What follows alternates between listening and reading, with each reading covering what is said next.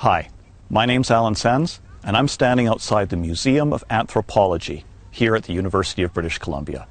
Welcome to the Global Politics Instructional Video Series. In these videos, we are exploring some of the key concepts and ideas in the study of global politics and international relations. Today, we're looking at interdependence. And interdependence is an important concept for us in a number of different ways.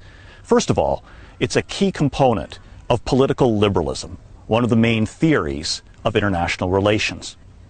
Second, the whole idea of interdependence is wrapped up with this notion of a globalizing world. So the whole idea of globalization is a big part of this discussion. And another reason why interdependence is so significant is that liberals tend to argue that a more interdependent world will be a more peaceful world and a more prosperous world. And I think we'd all like that. So why don't we have a look at this idea? Okay, interdependence. Now, there are a lot of definitions of interdependence, and you can look up and use any one you like, but we are going to define interdependence as the mutual connectedness and dependency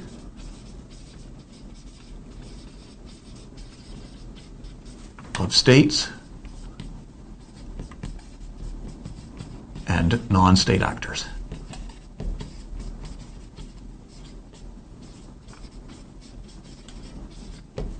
And this definition is revealing in a number of different ways. And it's a very big part, this whole concept of interdependence is a very big part of the liberal school of international relations. And what I'm going to describe to you today is very much how liberal theorists see the world. So let's draw a system. So here's our international system, and I'm going to populate it first with a number of states of varying size and power. And the first notable thing about interdependence and the liberal theory of interdependence is the idea that, first of all, states are not the only actors.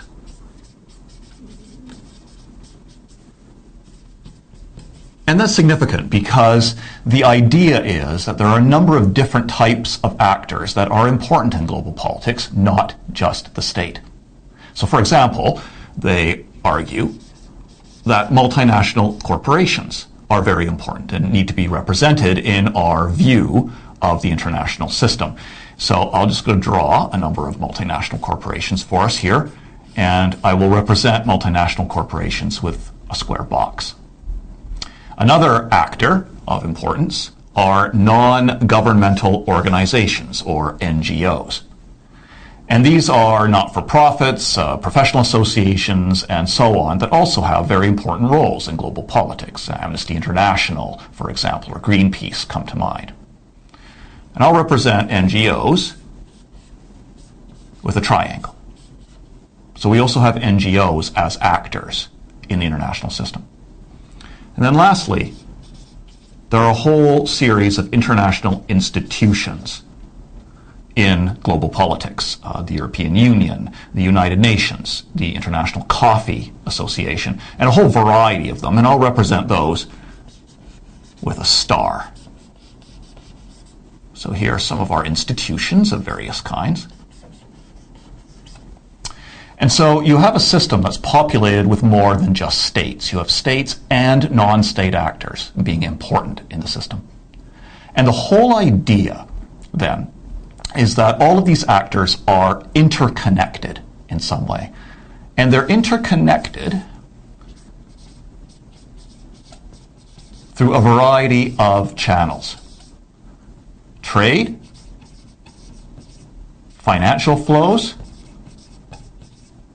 travel, and communications.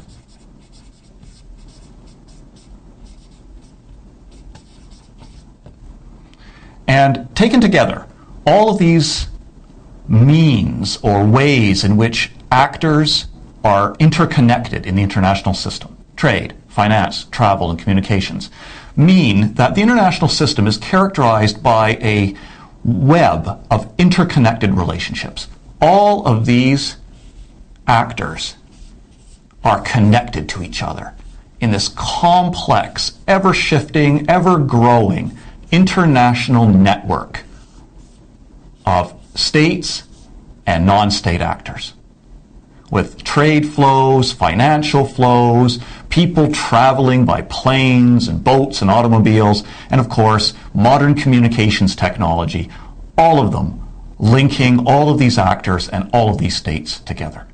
The result, of course, is that state borders are increasingly permeable to all of these methods of interconnection, and we have more and more non-state actors engaged in this kind of an international system. And it doesn't mean, of course, that all of these links are exactly the same. Many liberals make the argument that these relationships are not necessarily all symmetrical. That is to say, they're not all equal. Some countries, some non-state actors may be more dependent than others on these links and these connections. Other countries, other international actors may be more vulnerable to the breaking of these networks or risks or threats to those networks than others. But the bottom line is that this interconnection has been steadily growing, and the whole idea of interdependence is that it is a force for positive change in the international system. The development of all these non-state actors and the ways that they are connected with each other and with states means that states and all actors in the international system are benefiting from closer ties. This is promoting more and more international cooperation, and this world, as a result, will be a more peaceful world and a more prosperous world. Okay, that's interdependence. Now, it sounds good, doesn't it? But not everyone agrees. Realists, for example, make the argument that it's not an interdependent world at all.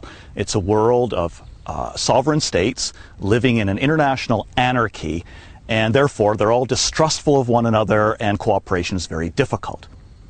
Marxists and dependency theorists make the argument that liberals have got it all wrong. Interdependence is not about mutual cooperation. Interdependence is actually all about dominance and exploitation, that liberals are mistaking the way the world runs for some sort of mutually cooperative environment, when in fact it's really characterized by control and the dominance of a few powerful elites and states. But however we feel about interdependence, there's very little doubt that it's a critically important concept for us.